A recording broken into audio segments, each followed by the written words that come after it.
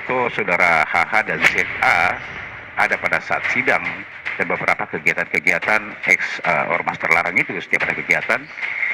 Ini masih didalami korelasinya, apakah memang ada keterkaitan mereka semuanya. Ini semuanya masih kita lakukan pendalaman.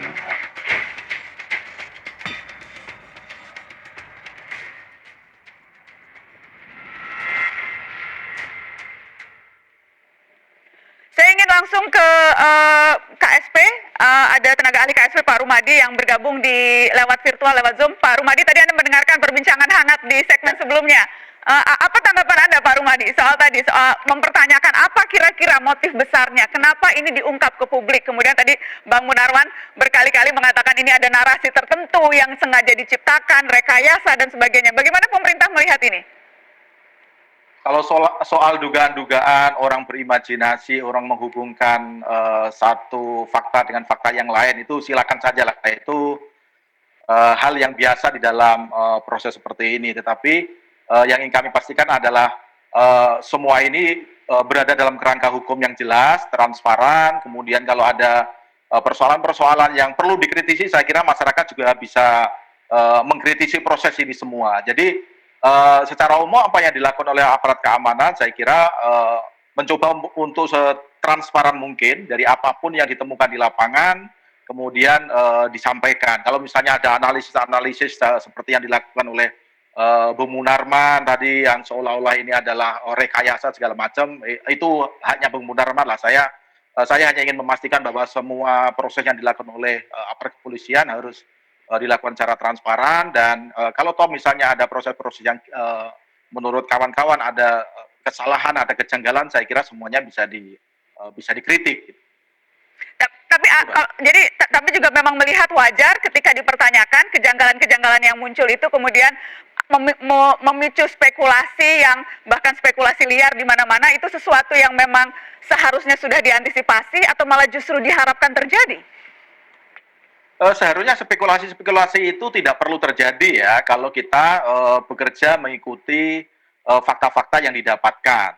Jadi memang kadang-kadang meskipun ada fakta-fakta, tapi kalau orang memang sukanya berspekulasi, ya memang apapun juga akan dispekulasikan begitu. Jadi menurut saya sih memang ada sebagian kalangan yang memang suka menspekulasikan berbagai macam hal, apapun itu dianggap sifatnya spekulatif. Tetapi saya hanya ingin memastikan bahwa apapun proses yang terjadi di dalam penegakan hukum, termasuk penangkapan-penangkapan yang dilakukan oleh aparat kepolisian, itu dilakukan dengan transparan. Itu saja sebenarnya. Yang juga sempat ramai diperbincangkan adalah peristiwa pembayatan, yang pengakuan itu disampaikan lagi-lagi lewat video yang beredar, dan tersebutlah nama Anda, Bang Munarman. Ya. Di video yang kita lihat dulu cuplikannya berikut ini. Ya, jadi terus. Saya ditangkap oleh pihak kepolisian sebab pada tahun 2015 saya pernah mengikuti bayat di Pondok Sudiang yang dihadiri oleh Ustaz Basri, pemimpin acara, Ustaz Fauzan, penerbit buku, dan Ustaz Munarman, Panglima DPP FPI yang mewakili FPI, dan Ustaz Bustar yang sebagai moderator. Saat berbayat dihadiri oleh Munarman selaku pengurus FPI Pusat pada saat itu, Ustaz Fauzan dan Ustaz Basri yang memimpin bayat pada saat itu. Dan setelah bayat, saya pernah mengikuti taklim rutin FPI di Jalan Sungai Limboto sebanyak 3 kali. Nahnu nubayi'u Khalifatal Muslimin Abu Bakril Baghdadi Al-Quraisy Al-Husaini Al-Sam'i wa Ta'ati. Ada Munarman tadi ya? Ya, Bang Munarman, ini sempat ramai nih jadi perbincangan Sangat publik. ramai. Anda sendiri hanya sebatas ramai atau pernah diklarifikasi, dipanggil polisi, ditanyai keterangan? Jadi begini ya, pertama-tama saya tadi mau menjawab dulu Pak Boy dan Mas Ridwan ya, soal aspirasi disebut tadi terorisme politik, dan Pak Boy tadi menyatakan ada dorongan-dorongan. Dalam konteks ini sepertinya ada motif politik, itu ya intinya. Saya kira begini ya, pertama-tama ya, saya mau tegaskan dulu nih, FPI itu menyalurkan aspirasi politiknya jelas lewat mekanisme-mekanisme yang diatur lewat undang-undang di negeri ini. Misalnya aspirasi politik.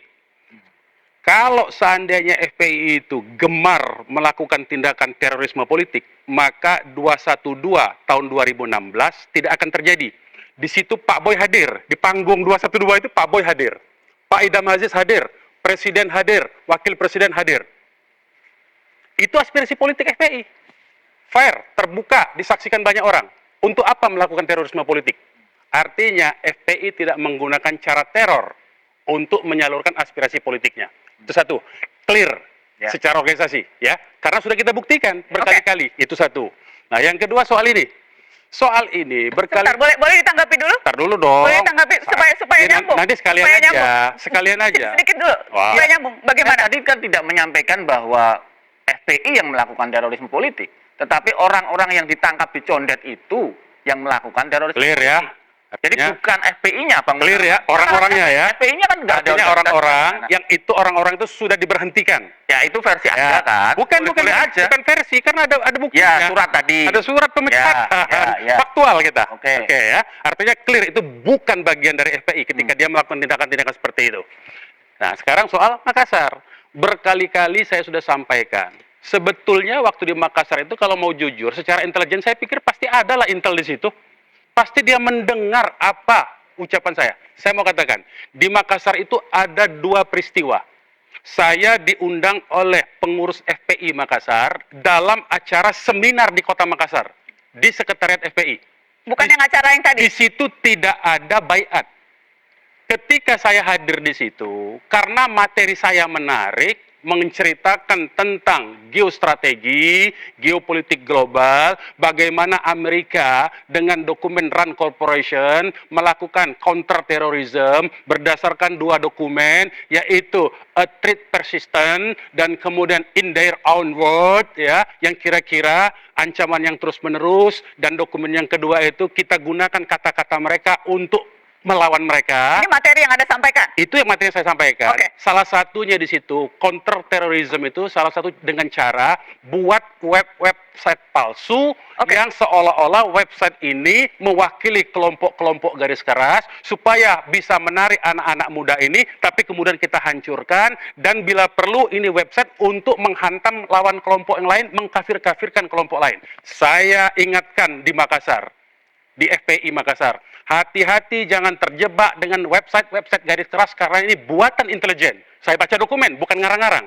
Saya baca dokumen, bukan ngarang-ngarang. Sekali lagi ya. Anda ketika datang tidak tahu akan ada agenda Saya pembayatan. tidak tahu karena saya yang diundang di Kota Makassar. Karena apa namanya materi saya begitu, saya ditawari karena tiket saya besoknya baru pulang dan itu pun siang. Mereka menawarkan besok masih ada lagi katanya. Ikutlah saya di situ. Saya kira itu sama. Tidak taunya ada itu. Saya tidak tahu. Bagaimana orang tidak tahu? Anda menyampaikan ini ke klarifikasi ke polisi atau sempat dipanggil tidak? Tadi pertanyaan saya. Perbuatan saya diundang itu apakah perbuatan pidana? Kenapa saya harus klarifikasi? Itu dulu. Pertanyaan saya, apakah sempat ada yang memanggil, ada yang Pertanyaan saya, mengklarifikasi? apakah itu kejahatan?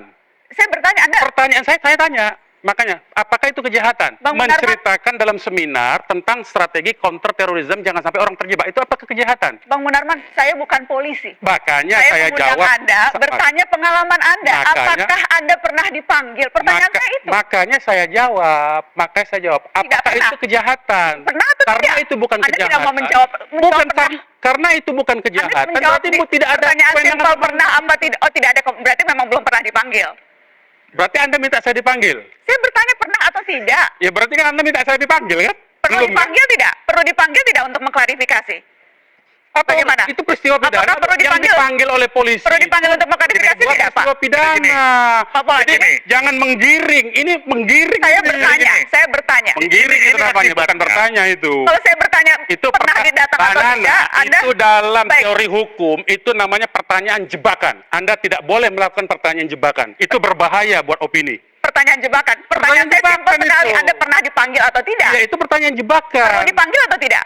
Nah itu pertanyaan jebakan juga itu. Saya pertanyaannya ke narasumber saya yang ini. Ya, Perlu ini tidak dipanggil? jebakan itu. Kan provokasi ini itu dalam- apa kalau dalam bahasa lainnya itu. Kalau kehadiran seperti itu, apa alasannya pemanggilan? Kan itu masalahnya. Jadi memang kita dalam hal ini ya, kita harus meletakkan ini dulu dalam situasinya apa. Kalau bagi saya intelijen, ini indikasi. Dan kalau indikasi akan saya perbincangkan itu dalam situasi tertutup. Nah itu. Jadi kehadiran itu hanya indikasi dan saya tidak mungkin saya bisa memutuskan ini ada pelanggaran atau tidak. Nanti itu akan kembali. Jadi misalkan kehadiran itu kita hanya lihat, oh dia hadir di sini. Hanya indikasinya apa?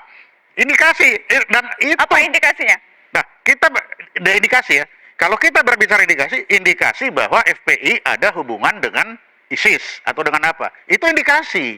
Dari indikasi itu kita akan menyatakan warning. Ini tidak boleh keluar. Sifatnya rahasia. Kenapa?